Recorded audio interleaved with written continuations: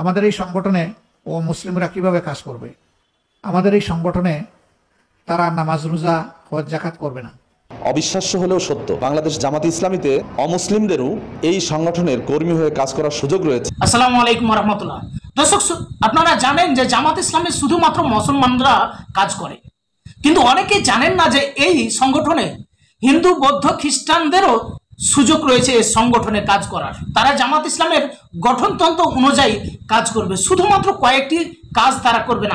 আসুন আমরা আমাদের এই সংগঠনে ও মুসলিমরা কিভাবে কাজ করবে?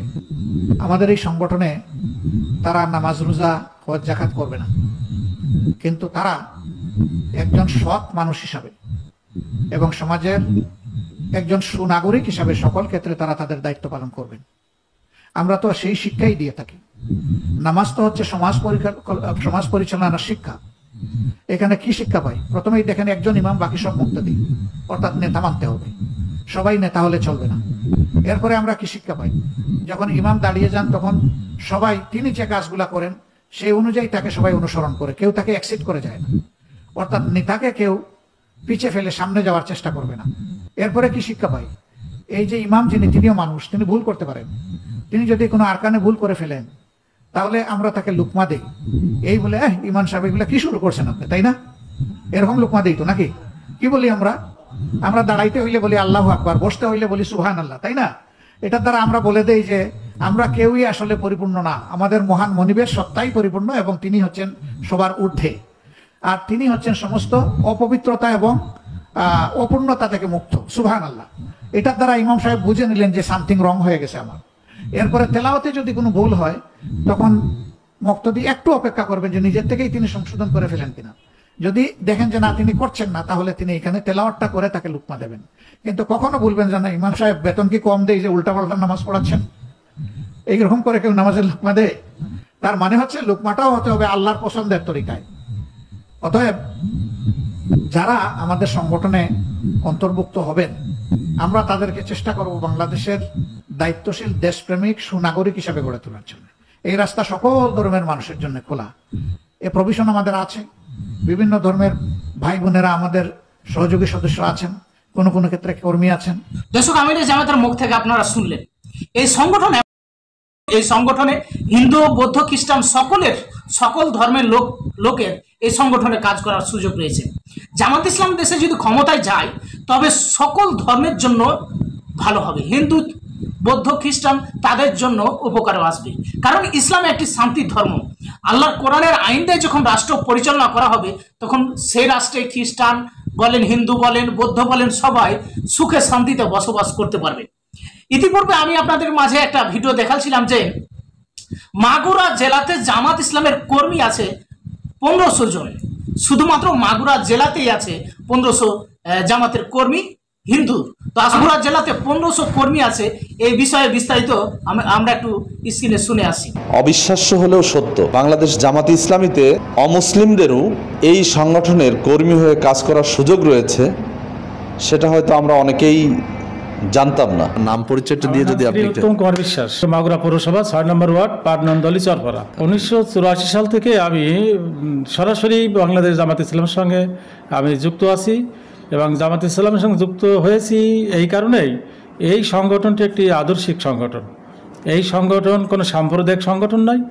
এই সংগঠনের বিশেষ করে ইসলাম এবং হিন্দু ধর্মের এই দুটো অধ্যায় বাদ দিলে আর সব কিছুই আমি মনে করি যে একটি সুন্দর কল্যাণকর রাষ্ট্র প্রতিষ্ঠার জন্য যে সংগঠন দেশভাগের পর থেকেই এই ভূখণ্ডে কাজ করে যাচ্ছেন, আর জামাতে ইসলামের দ্বারা যদি দেশে একটি পূর্ণাঙ্গ ইসলামী রাষ্ট্র বিধিবিধানমূলক রাষ্ট্র ব্যবস্থা কায়েম হয়, তা সেখানে এদেশের সংখ্যালঘু হিন্দু সম্প্রদায় সবচেয়ে বেশি উপকৃত হবে। তাই আমি উদ্বুদ্ধ হয়েছি এই কারণেই যে এই সুন্দর সংগঠন আর এই সুন্দর সংগঠনের যেনারা দায়িত্বে আছেন এনারা খুব ভালো মানুষ। এনাদের নীতি নৈতিকতা মূল্যবোধের কোনো স্খলন ঘটেনি এবং ওনাদের দ্বারা এদেশে সংখ্যালঘুদের কোনো ক্ষয়ক্ষতি হয়নি। বিশেষ করে নির্বাচন পূর্ব এবং নির্বাচন পরবর্তীকালে যে সকল সহিংসতা এবং বিভিন্ন রকমের ঘটনা ঘটেছে, সংখ্যালঘুদের ব্যবসা প্রতিষ্ঠান দখল করা, লুট করা, চাঁদাবাজি করা, তার সঙ্গেও এই সংগঠনের কোনো সম্পৃক্ততা আমরা পাইনি। বরং বহু ক্ষেত্রে বহু জায়গায় রাত্রি জেগে এই সংগঠনের কর্মীরা, নেতারা মন্দির, বিশেষ করে সংখ্যালঘুদের উপাসনালয় পাহারা দিয়েছেন, রক্ষা করেছেন। হিন্দু সম্প্রদায়ের মানে ধন সম্পদ, তাদের জীবনও রক্ষা।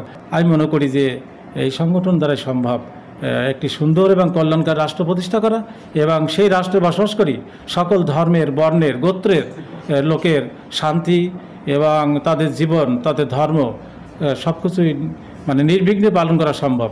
এটা আমার নিজের উপলব্ধিতে এসেছে, তাই আমি অনুপ্রাণিত হয়েছি এই সংগঠনের। ওনাদের যে স্নেহ, ভালোবাসা, ওনাদের যে সহমর্মিতা, সুখে দুঃখে, আপদে বিপদে যখন ডেকেছি তখনই পেয়েছি। এবং মাগুরাতে এরকম আমি অসংখ্য উদাহরণ দিতে পারি, সংখ্যালঘুদের উদ্ধারের প্রশ্নে ওনাদের সহযোগিতা পেয়েছি। তাই এখান থেকে আমার আগামী দিন, যতদিন পৃথিবীতে ঈশ্বর আমাকে বাঁচিয়ে রাখবেন, এখান থেকে সরে যাওয়ার আমার কোনো সুযোগ নাই। এবং আমি আমার সম্প্রদায়ের, আমার হিন্দু জাতি গোষ্ঠীর ভিতরে আমি আমার শক্তি সামর্থ্য অনুযায়ী আমি প্রচার চালিয়ে গেছি, এখনও চালাচ্ছি, আগামীতেও চালিয়ে যাব। এবং এখানে হিন্দুদেরকে ঐক্যবদ্ধ হওয়ার জন্য অন্যান্য দল না করে এখানে আসা উচিত। আর তারপরও আমি বেশি উদ্বুদ্ধ হয়েছি ধর্ম নিরপেক্ষতার স্লোগানে যে পরিমাণে দেশের হিন্দুদেরকে ক্ষতি করা হয়েছে। আর এই সংগঠন কিন্তু সেই মানে সেকুলারিজমকে এনারা ধারণও করেন না, পালনও করেন না। আমরা ওটা করতে প্রস্তুত না। আমরা এর বিরুদ্ধে আরও সোচ্চার যে ধর্ম নিরপেক্ষতার আড়ালে, মুখোশে আমাদের যে ক্ষতি হয়েছে, আমাদের আর ক্ষতি হোক, এটা আমরা চাই না। একটু কয়েকদিন আগের কথা বলি, ইসলামী শাসনতন্ত্র আন্দোলন মাগুরা জেলা শাখার পক্ষ থেকেও আমাকে আমন্ত্রণ জানানো হয়েছিল যে আপনি আসেন, আমাদের একটা অনুষ্ঠান আছে, ওখানে বক্তব্য হলো না। হুট করে আপনি বলবেন আর আমি আপনার সংগঠনের নীতি আদর্শ জানি, ওখানে আমি যেতে পারি না। হিন্দুরা আরও আছে, আপনার তাদেরকে দাওয়াত দিন। আমি এখানে দীর্ঘ 40 বছর আছি, এখান থেকে সরে যাওয়ার কোনো আমার সুযোগ নেই। আপনারা প্রচার করেন, হিন্দুদের যদি প্রয়োজন বোধ করেন আপনারা প্রচার করুন। সংখ্যালঘুদের ভিতরে আপনাদের যদি কোনো সেল থাকে সেখানে আপনারা যান, প্রচার করুন। যদি পারেন, উদ্বুদ্ধ করতে পারেন। আমি তো সব হিন্দু একা দায়িত্ব নিয়ে বসে নেই। আপনারা সেখান থেকে কর্মী সংগ্রহ করুন, বা নেতা যদি চান নেতা সেখান থেকে তৈরি করুন, নিয়ে আসুন। আমি এখানে আছি, আমার এখান থেকে যাওয়ার কোনো সুযোগ নাই। আমি মনে করি যে বাংলাদেশ জামাত ইসলাম ব্যক্তিগত কোনো সংগঠন নয়, আর ধর্মনিরপেক্ষতা তো প্রশ্নই ওঠে না। এখানে যারা আছেন দায়িত্বে, এনারা সবাই পরীক্ষার মাধ্যমে এখানে এসেছেন, এবং প্রত্যেকটা ব্যক্তি আমার কাছে মনে হয়েছে আলামিন। এবং এনাদের দ্বারাই এদেশের শুধু সংখ্যালঘু নয়, এদেশের প্রত্যেকটা বিষয়, এমনকি সম্পদ, প্রাকৃতিক সম্পদ, ভূ সম্পদ, যাই বলে না কেন, সবই আমার কাছে মনে হয় নিরাপদ এবং সুরক্ষিত। শুধু বাংলাদেশ জামাত ইসলামের সঙ্গে আমি দীর্ঘ 40 বছর আছি। যদি আমি আমার পরীক্ষায় উত্তীর্ণ হই, তাই এ দেশ বিনির্মাণে সংখ্যালঘুরা তাদের মননশীলতা, তাদের অর্থ, তাদের শ্রম দিয়ে এদেশকে সুজলা সুফলা শস্য শ্যামলাকে গড়ে তুলতে চাই, যা পৃথিবীতে একটি অনুকরণীয় দৃষ্টান্ত থাকবে যে জামাত ইসলামের মাধ্যমে একটি সুন্দর রাষ্ট্র প্রতিষ্ঠিত, এবং সেই রাষ্ট্রটির নাম বাংলাদেশ।